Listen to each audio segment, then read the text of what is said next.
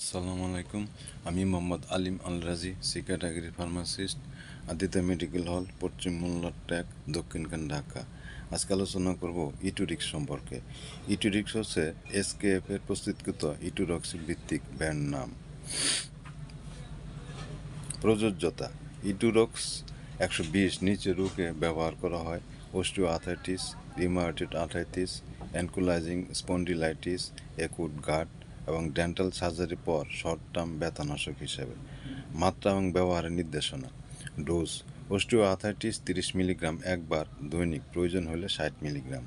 Rheumatoid arthritis ও অ্যানকুলাইজিং spondylitis 90 milligram. Acute গাউটের জন্য 120 milligram একবার, সর্বোচ্চ 8 দিনের জন্য। ব্যবহারের সতর্কতা: খাবারের সঙ্গে বা ছাড়া খাওয়া যায়, তবে নির্দিষ্ট সময়ে খাবার অধিক ফলপ্রসূ হতে পারে। 16 বছর নিচে শিশুদের জন্য নিষিদ্ধ। লিভার বা কিডনি সমস্যার ডোজ সমন্বয় দরকার, গুরুতর ক্ষেত্রে ব্যবহার না করার পরামর্শ আছে। পার্শ্ব প্রতিক্রিয়া ও নিরাপত্তা: সাধারণত পার্শ্ব প্রতিক্রিয়া পেট ফুলে, ডায়রিয়া, অবসাদ, মাথা ঘোরা, তন্দ্রা, উচ্চ রক্তচাপ, শরীরের ফোলা ইত্যাদি।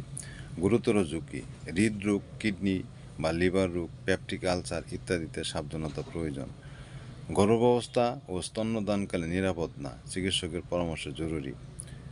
বিশেষ দ্রষ্টব্য: অ্যালকোহল ব্যবহার এড়িয়ে চলে উচিত, যাতে অধিক সাইড ইফেক্ট না হয়।